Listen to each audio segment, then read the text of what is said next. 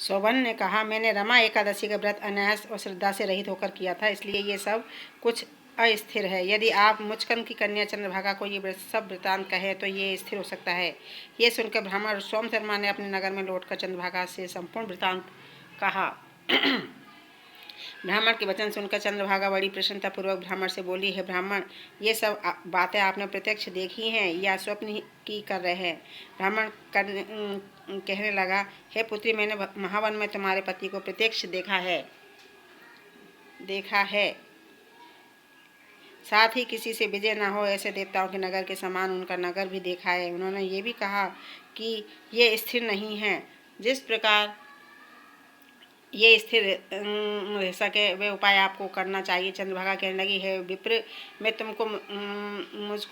तुम वहाँ मुझे ले चलो। पतिदेव के दर्शन की मेरी तीव्र लालसा है। मैं अपने किए पुण्यों से उस नगर को स्थिर बना दूंगी।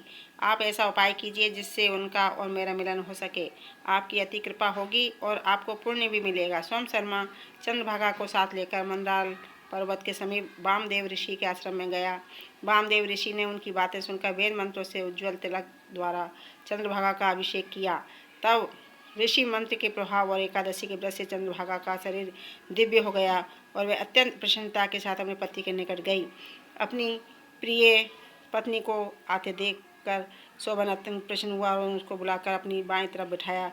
तब चंद्रभागा ने कहा, हे प्राणनाथ, आप मेरे सही पुण्यों को ग्रहण कीजिए जिससे आपको ये नगर और राज्य स्थिर हो जाए। जब मैं 8 वर्ष की थी तब से ही सभी एकादशियों के व्रत को पूर्ण श्रद्धापूर्वक विधि विधान के साथ करती आ रही हूँ।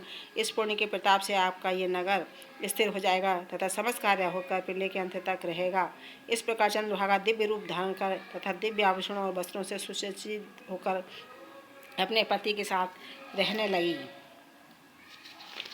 हे राजन, यह मैंने रमा एकादशी का महत्व कहा है। जो मनुष्य इस व्रत को करते हैं उनके समस्त पाप नष्ट हो जाते हैं। कृष्ण पक्ष और शुक्ल पक्ष दोनों की एकादशी समान है, इनमें कोई भेदभाव नहीं है। जो सभी मासों की दोनों एकादशियों के व्रत रखते हैं उनके महत्व को पढ़ते अथवा सुनते हैं वे समस्त पापों से छूटकर विष्णु लोक को प्राप्त होते हैं, इसमें कोई संदेह नहीं।